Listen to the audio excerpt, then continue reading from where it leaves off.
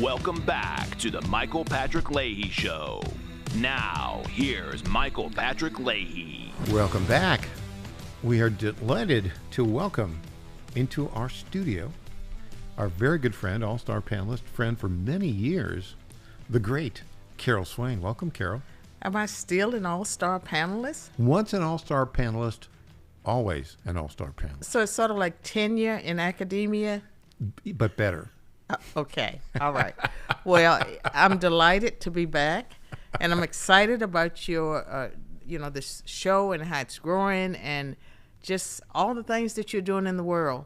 And I applaud you for being so persistent about the Covenant Manifesto. Well, thank you. It's very kind of you. We're in 20 radio stations right now, all across Philadelphia, Pennsylvania, and Pittsburgh, Atlanta, Georgia, all across Virginia, Memphis, Nashville, and January 6th, we're going to be on another 9 stations in West Virginia. So we'll be at 29 stations. It's all because of our relationship with our very good friend, John Fredericks. Now, your radio station and all these venues, is it considered just right-wing media that you're reaching, or are you reaching mainstream America?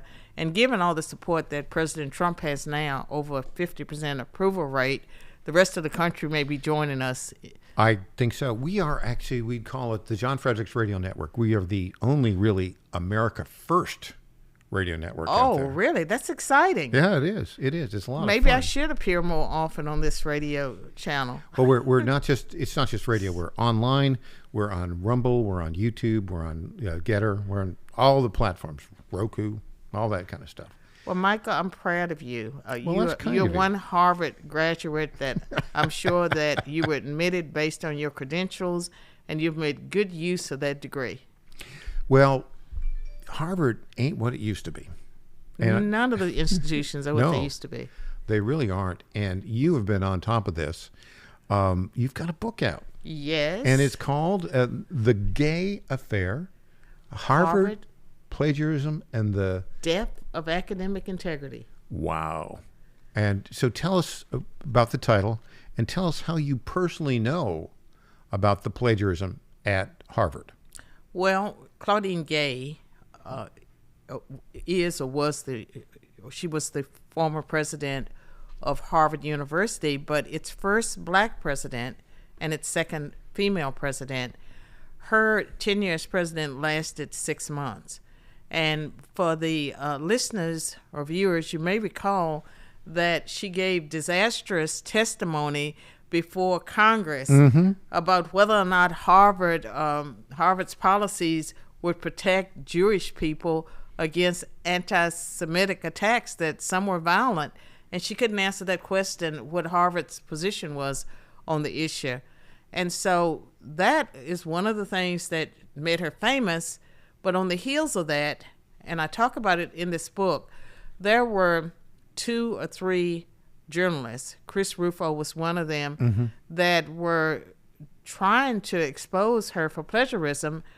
I believe Christopher Brunette was the first person that was on the trail, and he was with the Daily Caller, and he tried to get them to cover it. People were afraid because it's Harvard. And when the New York Post approached them, Harvard threatened to sue them. And so people backed away from the story until Chris Rufo. After she gave that disastrous testimony before Congress, then it came out December 10th, 2023. And that was when I first learned that 26 years ago, she had plagiarized my prize-winning book while she was writing her dissertation. Now, that is a stunning thing to realize about the president of Harvard University. Well, the former president, and I can tell you that I went through a range of emotions: shock, disbelief, anger, calmness, anger, calmness, anger, calmness. And so right now I'm at calmness because I believe this book will hold Harvard accountable, but may also change the discussion in the country about plagiarism and the decline of American institutions. its academic institutions. And I would argue that at the root of all of this is Marxism, because Marxism is about tearing down traditional institutions. They have destroyed every institution they touch. That's why the FBI, the CIA, the Congress, the presidency, everything's been in shambles because of the Marxists that have taken root. And with Claudine Gay, you know, she's like the poster child for DEI. She never met the standards that at least were in place when I earned, with the emphasis on earned my tenure at Princeton. Now, the book in question that you won a big prize for, tell us the name of that book and when you wrote it and when it was published. The name of that book is Black Faces, Black Interests, The Representation of African Americans in Congress. It was published in 1993, updated in 1995, and it's currently in print. Today, it's University Press of America has the copyright on it. But Harvard University Press published that book in 1993. No, Harvard.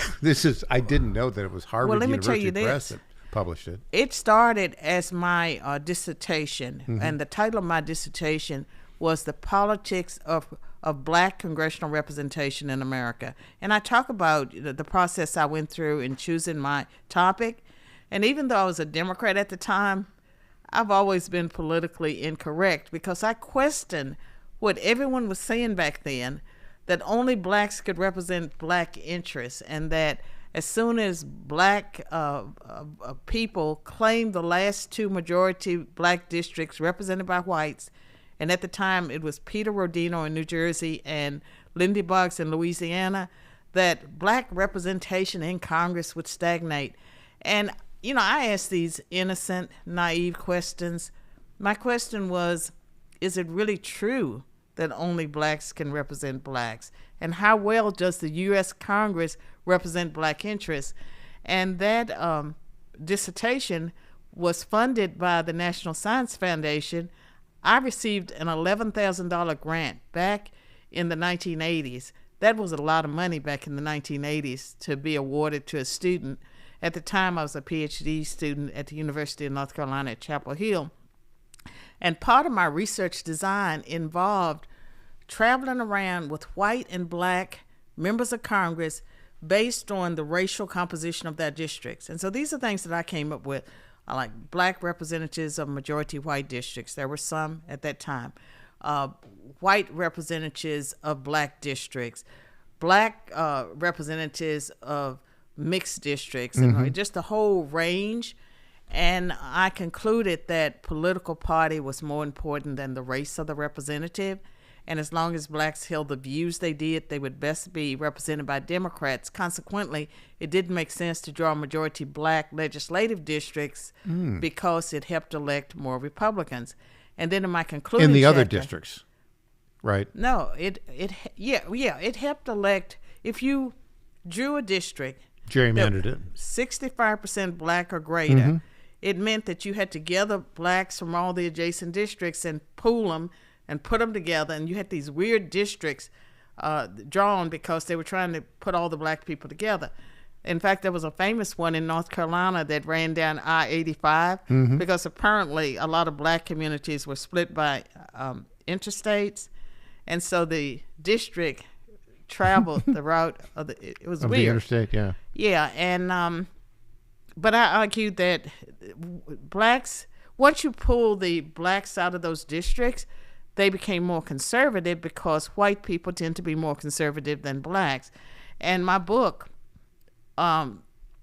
questioned that strategy, but it also said that black power depended on their ability to help organize the Congress, and that if Democrats lost the Congress, which hadn't happened in 40 years, gone would be the chairmanships and the subcommittee chairmanships. And that happened the year after the book 94, was published. yeah. Yes, and people were shocked. And one of the findings of my book, and, you know, this is going to shock you. At the time, 40% of the blacks in Congress represented districts that were not majority black on election day. Because when I looked at turnout and registration levels, blacks were already being elected in majority white electorates on election day. And pretty much it was pretty clear that if you were a white Democrat, you had resolved pretty much your race issues. You would support a black candidate, and when black candidates lost, I argued it was because of their liberalism and not because of their race. And my book was cited in 3 citations in 2 Supreme Court cases, and one of the citations had to do with the fact that I was on the forefront of making that argument that whites would support black candidates, and so that the work was controversial. I was a Democrat. There were people that were not happy with it. But it sounds like just common sense. Well, I mean, you found the evidence. Yeah, but okay, and so. But at the time, it was very controversial. For some people. For some people. Because it won 3 national prizes. It won the highest prize a political scientist can win, the Woodrow Wilson Foundation Award for best book, on politics, government, international affairs. And it shared the D.B. Hardeman Award for best book on Congress in a 2-year period. And no, it won that one outright, best book on Congress in a 2-year period. And it shared the V.O. Key Award for best book on Southern politics. So it was a great original work. It was path-breaking, and that was my tenure book. And at that time, my tenure book, what came out of it, but it wasn't just my dissertation. I didn't just take the dissertation and publish it. I did 2 more years of data collection. You added it. But Harvard gave me the contract on the dissertation before I converted it into a book. Let's talk about what Claudine Gay did with your book without giving you attribution. When we come back, it's called plagiarism. No, Harvard calls it duplicative language without attribution. Yeah, we call it plagiarism down here in Tennessee. Back after this with Carol Swain.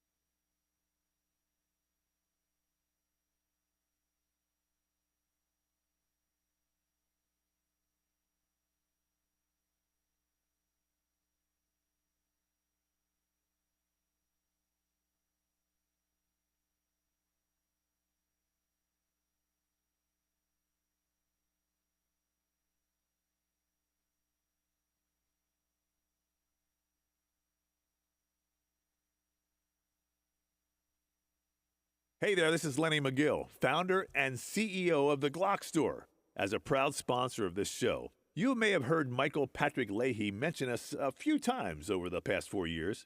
But today, it's me on the radio telling you how pleased we are to be associated with Michael Patrick Leahy and his dedication to the highest levels of professional journalism. Michael Patrick Leahy has been threatened with jail time in bringing the true facts about that Nashville Covenant shooting to his listening audience. Michael Patrick Leahy, you keep doing what you're doing, and we here at the Glock Store will keep sponsoring your show for the good of Nashville and the entire country. And I'm personally inviting all of your listeners to come visit and shoot at the Glock Store. It's where Michael Patrick Leahy learned to shoot a gun for the first time and where he bought his own personal Glock 19. I'm Lenny McGill, founder and CEO of the Glock Store here in Nashville, just minutes from the airports, worth the drive from anywhere, and a proud sponsor of Michael Patrick Leahy and the Tennessee Star Report. Welcome back to the Michael Patrick Leahy Show. Now, here's Michael Patrick Leahy. In studio, all-star panelist, great friend, Carol Swain, former professor at Princeton and Vanderbilt University, and the author of this new book, which I highly recommend, The Gay Affair, Harvard Plagiarism and the Death of Academic Integrity. Carol, if I can read the dedication. Please do. The dedication, you have such a great sense of humor. I love this. It's for Doris Kearns Goodwin, Stephen E. Ambrose, Kevin Cruz, and Claudine Gay for helping to expose the deadly plague of plagiaritis that is killing academic integrity in higher education. That's a very clever introduction, dedication there. But it's true. It's true. Well, I had dedicated enough books to my family, and I decided this time that I would dedicate it to the cause. Go for some fun here on that, and humor and ridicule. All are great. Okay, so let's talk about you. In the previous segment, you talked about your great path-breaking book. Yes. And then all of a sudden, you find out last December that the then president of Harvard, Claudine Gay, had not just sort of plagiarized your book, but massively plagiarized it. Tell us about what Claudine Gay did. Well, it was December 10th when I found out through a phone call. And what she did was, it was two things she did. The verbatim part, where she took sentences and paragraphs, not that much, 5 places. But the whole... 5 places, though, she basically verbatim took words from your book, put them in her book, and did not quote or cite. Yes, but here's the part that I'm upset about, is that she used my book, Black Faces, Black Interests, to set up a straw man. Her research question, her whole, a large part of her early research was based on ideas in my book where she didn't give attribution. And if you've done a research in the social sciences, you always do a literature review. Well, at least in my day you did. Standard. And you had to, and it's okay to take down another scholar and disagree with them. Part of what she did not have the same conclusion as I did, because my work was controversial. She set up her study to counter my work without saying whose work she was countering. Right. And she could not have done this alone, in the sense that my book had such an impact that members of her committee would have known about my book. And so how did they miss that she did not properly cite and give attribution to my work?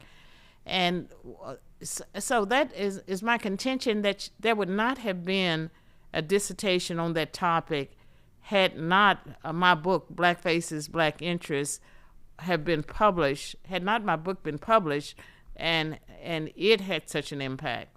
And there were some people that were very disturbed about my findings. And so that's when people started seeing me as controversial, even though I thought I was a good Democrat. Well, so her dissertation was published when?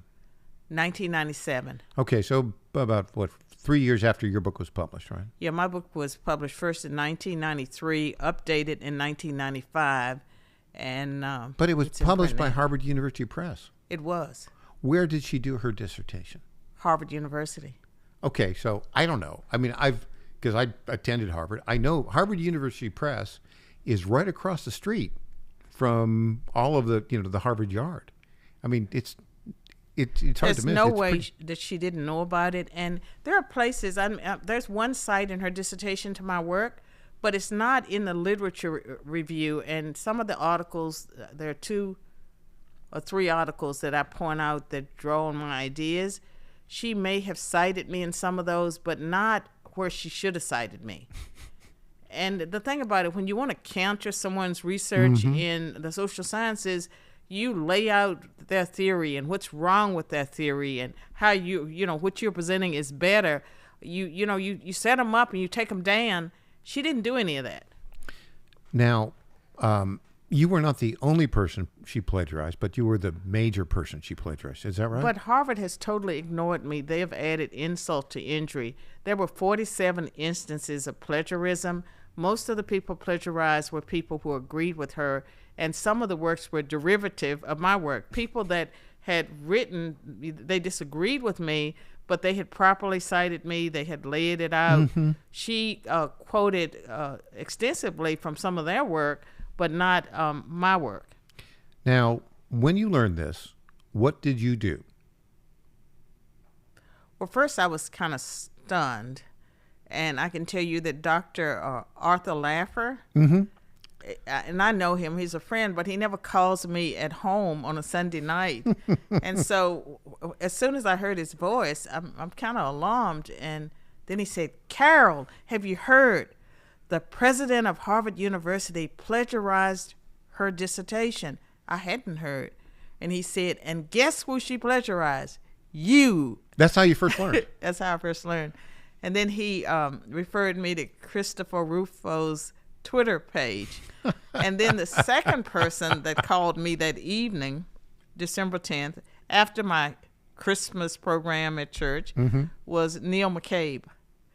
And from the Star News Network at the time. He wrote the first article, I believe, on the story. And at that time, I was trying to process it because I didn't want to jump to conclusions. I believe that people can accidentally forget to cite or leave a quotation mark off.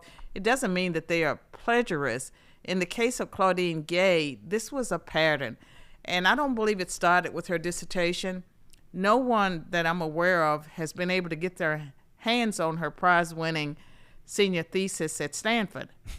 It was on economics. Dr. Laffer's work may be in there because he taught at Stanford, but no one has had that dissertation to look for thesis to look for plagiarism. But I don't think it just happens. It may have started when she was a student at Phillips Exeter Academy. But somewhere along the way, she started taking shortcuts.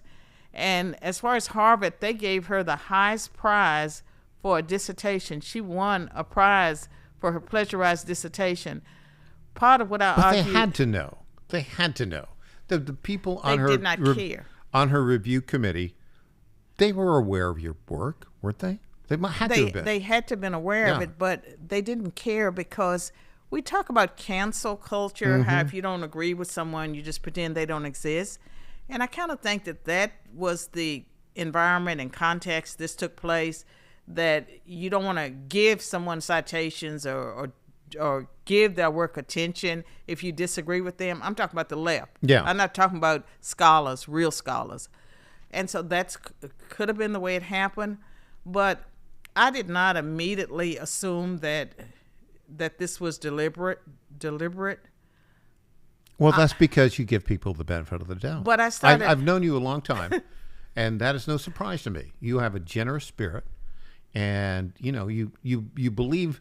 You start out believing that people have the best of intentions. Well, I tweeted something out. I don't remember the exact tweet, but it basically was not an angry tweet that I wanted to do some investigation.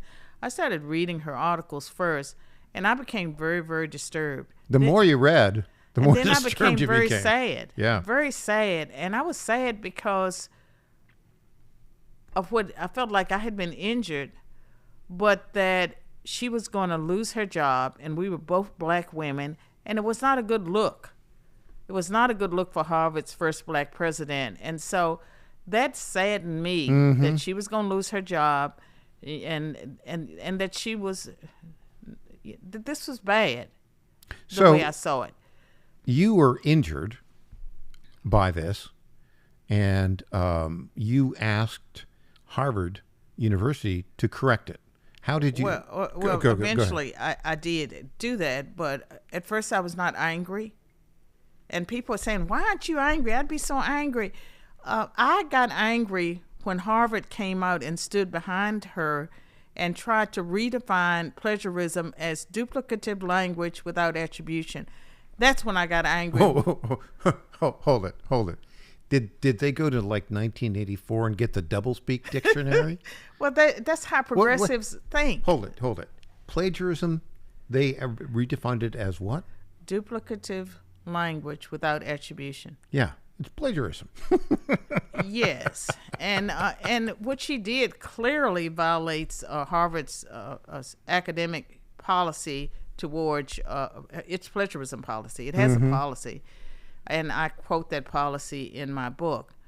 What happened as far as the legal thing, I can tell you that my anger was, I was seething. I was doing interviews. I did 83 interviews in probably about 6 weeks. I was on Inside Edition. I was on CNN.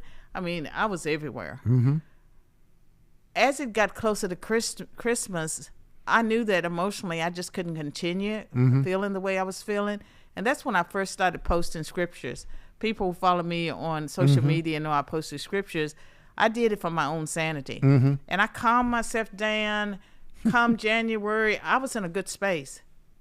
And then she resigned on January 2nd and blamed racism. No. And I was livid. I was so livid. She said it, hold it, because Carol Swain had pointed out her plagiarism, and others had pointed out that she'd plagiarized you. When she resigned, it wasn't because, oh, she's a plagiarist. She blamed others like you, apparently, for being racist. Well, she also implied, as did Harvard in its statement, that she was a great scholar and that she would be missed. And she didn't lose her position, her tenured position at Harvard. She had to step down from the presidency. She's still, I recall, she's still a professor of, I don't know what it is, but I think she's making like $900,000 a year. Right. I think it's African American Studies and she's still political science or something.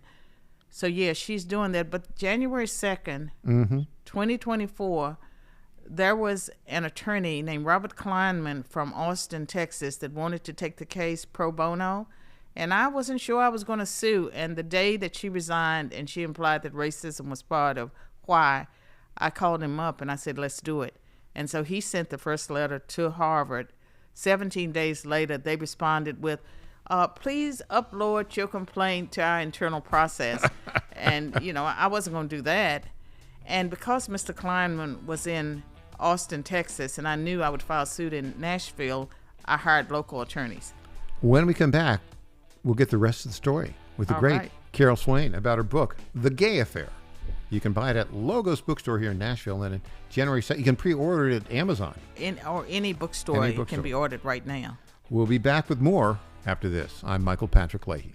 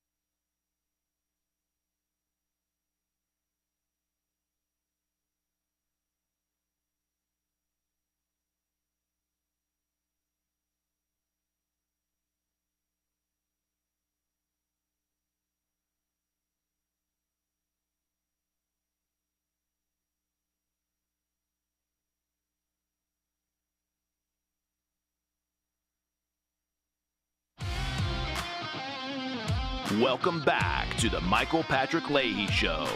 Now, here's Michael Patrick Leahy. Welcome back. In studio, all-star panelist, good friend Carol Swain. Okay, so the president of Harvard resigns because she plagiarized your outstanding work, and she claimed when she resigned that it was because of racism.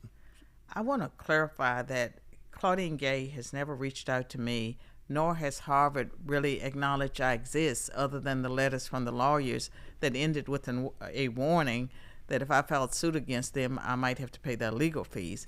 And so Harvard totally ignored my attorneys. Yeah. So, okay, so you send them a letter, and they just ignore you? Well, they wanted us to use their internal process. Well, that's crazy. And I hired local attorneys, Leahy and McDonald, and so we ended up sending a demand letter to Harvard. Mm-hmm. I believe there were 2 demand letters sent to Harvard. We got a response from Claudine Gay's attorney and also from Harvard's attorney. And there are excerpts of those letters inside of the book, in the appendices. We could not publish the full letters verbatim. And I don't know if you know this, but under copyright law, the person who sends you a letter owns the copyright. And so in a case like this, had I published their letters in this book, they could sue me for copyright infringement. Isn't there a fair use doctrine that allows you to publish like 2 or 3 paragraphs? Oh, I did. Yeah. But I did not publish the entire letters. Got it. But you're in the clear because that's fair use. Right? I Right? know, but it's because I protected myself, hopefully, because they're not going to be very happy. But let me tell you about their response very quickly. Yeah, tell me. The first thing they argued was under copyright law, ideas are not protected. And that's true, that plagiarism, is a violation of ethics and trust, but it's not a crime or misdemeanor. It is policed by institutions. Mm-hmm. So in academia, in journalism, the organizations normally police that. They also said that what she stole was de minimis, and so they focused on, there are only 5 instances of the plagiarism. It wasn't that much. They just totally overlooked the fact that she had swiped the ideas to frame her work and said, well, she came out with a different conclusion. Then they said it was fair use. Now, fair use is when, you cite someone, you use part of their work, you use a percentage of it, but you give attribution to the person. And then the last thing was that if I persisted, if I filed that lawsuit against Claudine Gay or against Harvard, I could be liable for their legal fees. And initially, I was still determined to file my complaint. In fact, the complaint was finished, ready to hit the send button. Mm-hmm. And I ended up having lunch with someone that you probably know, Professor Jim Blumstein at Vanderbilt, who's a close friend of mine. I love that man. And he looked at the documents, and he's brilliant. He's argued successfully before the Supreme Court, and he told me he had concerns. And he used the analogy of Hamas when they attacked Israel and how Israel responded by wiping out most of Gaza. Mm-hmm. He said, don't pick a fight against an enemy who can wipe you out. And he suggested that I find another way. He said he was sure that Harvard's lawyers were probably making $1,000 an hour, and there was great risk to me if I were to go up against them and lose, because under copyright law, loser pays. Yeah. So basically, they were going to lawfare you. Yes, and here's another thing: is my attorneys had already told me that it would take between $100,000 to $250,000 to go to trial. Yeah. Harvard has a $50 billion endowment. No way was I going to jeopardize. They could lawfare you forever. And they probably would have. Yeah. They would have buried me. Yeah, exactly. And so I did something, Michael, that's very difficult for me, and people that know me know that I don't back down easily. I've known you a long time. I've never known you ever to back down on anything, Carol.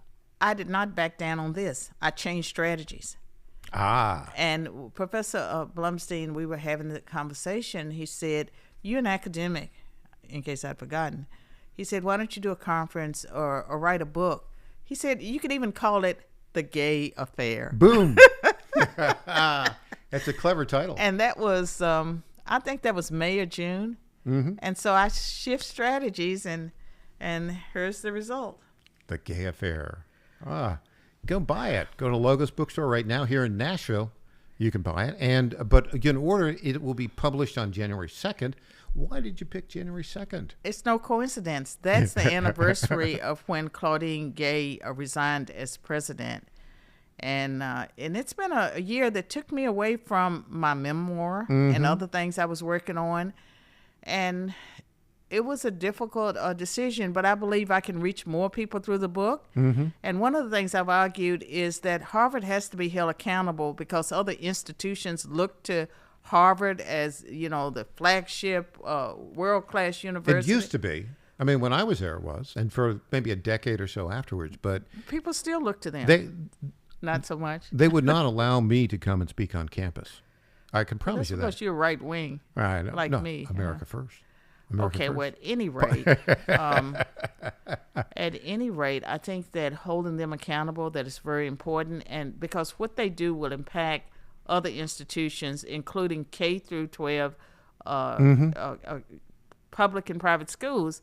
If Harvard says that plagiarism is okay, that it's merely duplicative language without attribution, nothing to see here, then it will continue to erode education, the whole educational enterprise. When I attended Harvard, the motto was Veritas. Truth. I think now the motto is Plagiaris. I know. And in the book, it's not just about Claudine Gay. We have, the book has chapters, and some of the chapters talk about other institutions that have been hit by this pandemic of plagiaritis that replaced COVID. Yeah. And I think that we have to stem the tide. Well, flatten the curve. Let's flatten the curve on Harvard plagiaritis. Carol Swain, the book again, The Gay Affair. Go to Amazon.com and you can buy it. Order it. It's available to ship on January 2nd. Thank you. Carol, you must come back I will. more often. It's just too much fun. I know. Carol Swain, thanks for joining us. And when we come back, it'll be the Tennessee Bonus Hour. I'm Michael Patrick Leahy. Aaron Gobinson and Robbie Starbuck will join us. All right. Back after this.